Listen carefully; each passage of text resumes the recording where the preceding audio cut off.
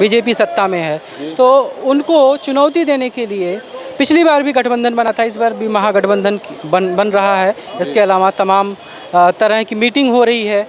तो अभी जो पिछली मीटिंग पटना में हुई है उसमें राहुल गांधी को लालू यादव ने कहा कि आप शादी कर लीजिए, और उसके बाद हाल ही में अभी उनका एक और बयान सामने आया जिसमें उन्होंने कहा कि जिसको भी प्रधानमंत्री आवास में रहना है अगली बार, वो कहीं ना कहीं शादी उसको कर लेना चाहिए। तो इस पर क्या कहना चाहेंगे आप? इस पर क्या कहना जाएगा, मतलब किसी को अगर प्रधानमंत्री पद के लिए अगर चुनाव इलेक्शन लड़ना है तो उसको शादी करना पड़ेगा। ऐसे तो कल अगर योगी जी कल मानिए अगर इनकी इतनी योग्यता अगर कल वो प्रधानमंत्री बनते 2029 के चुनाव में, तो क्या पहले वो शादी करेंगे? वो तो योगी है, साधु है, वो शादी करके प्रधानमंत्री आवास में रहने जाएंगे। ये तो पूरी तरीके से बेवकूफ़ों वाली बात है ना कि अगर किसी को इस देश को कुछ अच्छा करना है, आगे किसी पद पे जाना हो तो पहले शादी करें। क्या लगता है किस वजह से उन्होंने ऐसा कहा है? क्या सोच कर? डिप्रेशन में है लालू जी, पूरी तरीके से बहुत ज़्यादा डिप्रेशन में है। 2024 में क्या लगता है किस सरकार रिपीट करेगी, या जो विपक्ष का महागठबंधन बन रहा है वो चुनौती दे पाएगा? 50-50 है। अच्छा, 50-50 टक्कर कड़ी। मुद्दे कौन कौन से होंगे जो अभी के मुद्दे हैं? मुद्दे तो सबको पता है। क्या आजकल कहीं भी किसी भी न्यूज़ चैनल पे डिबेट करिए, सबसे पहली चीज़ तो महंगाई आती है, बेरोजगारी आती है, इकोनॉमी आती है। क्या नहीं मुद्दे हैं बताइए? तीन ही चीज़ का तो मुद्दा है देश में। कब तक ये जो है राम के नाम पे कितना बटोरेंगे देश से? जनता पढ़ी लिखी है सर। इन मुद्दों पर कितना नुकसान होगा बीजेपी को?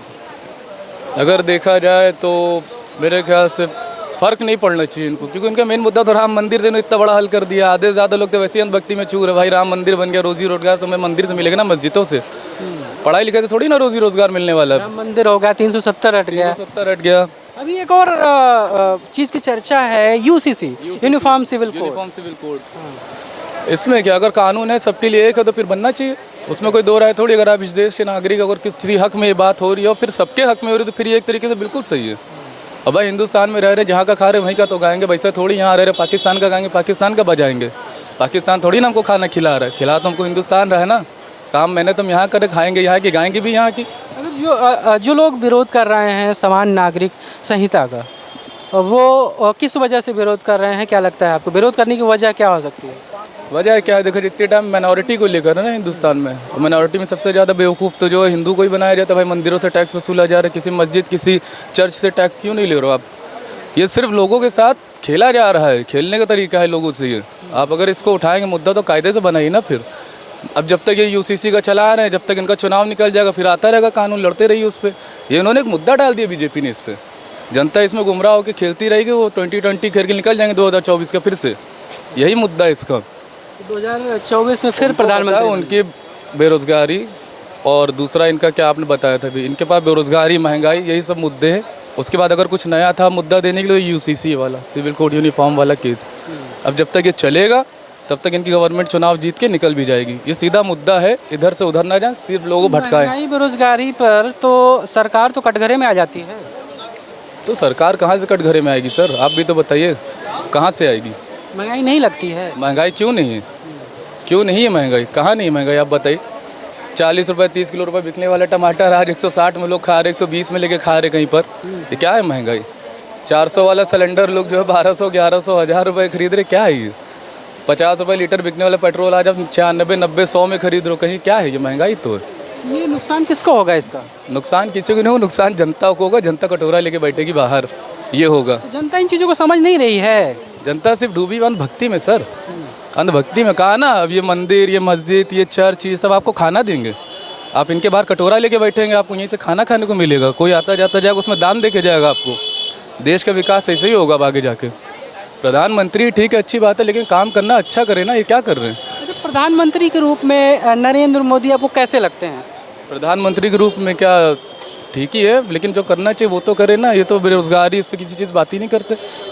इनको बात भी तो करनी चाहिए अपने मुद्दों। भैया आते हैं टीवी पे भाषण देते, अपने मन की बात करते, निकल जाते रहे। अपने मन की करो, आप दूसरे के मन की भी तो सुनो। आप पूरी तरीके से बात ही नहीं सुनते हो। आए भाषण दिया, चले गए। मणिपुर में इतना सब कुछ हो रहा है, दंगे फसाद, इतने लोग मर रहे, कट रहे, क्या है? आप उससे बात ही नहीं करो। आप अमेरिका चले गए, योग दिवस मना रहे हो, वहाँ से छूटे तो मिस्र भाग गए आप। यहाँ की चर्चा बात करिए ना, यहाँ पे क्यों नहीं बात करते आप इस चीज़ के बारे में? किसी चीज़ के डिबेट करना कायदे से करिए ना, आप करते ही नहीं। आपके प्रवक्ता बैठे चैनल पे डिबेट कर रहे हैं, उसमें भी हिंदू मुस्लिम में कोई पक्षी, कोई उसके पास कोई दूसरा है ही नहीं ना। मैटर करेंगे क्या ये भी इसके लिए? या हिंदू या मुस्लिम, कि वोट बैंक तो इनका इसी तरीके से तैयार होगा, हिंदू से ही तैयार होगा ना। मुस्लिम कितना है इस देश में? 20%, 80% तो हिंदू है ना। तो हिंदू कहाँ से खतरे में? खतरे में मुसलमान होना चाहिए। हिंदू कैसे खतरे में भाई? 80% है जब देश का। ये लोगों को सिर्फ भ्रम में डाले हुए हैं। अखंड भारत बना देंगे। अरे कहाँ से बनाओगे भाई? अखंड भारत बनाओगे जो पहले से 120-30 करोड़ लिए, उनके बाद जो 100-150 लाख को कहाँ रखोगे? दिल्ली में, बम्बई में, उत्तर प्रदेश में कहाँ ठूसोगे लाके इनको? जगह है, यहाँ वालों को तो दे नहीं पा रहे हो, वहाँ वालों को कहाँ से ला कर रख दोगे? मुद्दा लाइए ना, अच्छा लाइए। कर्नाटका में उठाया तो है, जवाब भी मिल गया। मध्य प्रदेश में ही मिलने वाला है। जिस तरीके से मोदी जी चल रहे हैं, इनका बस सुपड़ा साफ है, समझिए। इस बार जैसे भी हो, गठबंधन से जैसे भी हो, इनका सुपड़ा साफ है। कहा ना 50-50 के चांसेस है, हो कुछ भी सकता है। 50-50 आप बता रहे हैं, 50-50 में तो बहुत ज़्यादा चांसेस तो नहीं है। हाँ, बहुत ज़्यादा चांसेस, लेकिन सर सरकार गिराने के लिए एक वोट ही बहुत भारी होता है। कभी कभी एक वोट से भी सरकार गिरती है, एक वोट से भी सरकार बनती है। ऐसा नहीं है, होने वाली चीज़ें, और वक्त होगा देखा जाएगा। जो बेसिक मुद्दे हैं जिनको आप गिना रहे हैं, ये इन मुद्दों पर जागरूक हो रही है जनता? क्यों नहीं हो रही है? हमें तो न्यूज़ चैनल पे देख के नहीं लगता जागरूक, क्योंकि टीवी पे जितने बैठे सब खरीदे वो गोदी मीडिया के दलाल सत्ता आ रही है। और उसमें है क्या? काम तो आप लोग कर, हम तो आप लोग को अप्रिशिएट करते हैं, आप लोगों के माध्यम से देखने को मिलता है। बाकी आजकल की जितनी जनरेशन, 80% जनरेशन तो टीवी की न्यूज़ देख के ज़िंदगी जी रही है। व्हाट्सएप यूनिवर्सिटी में वो जी रहे हैं। क्या है ये?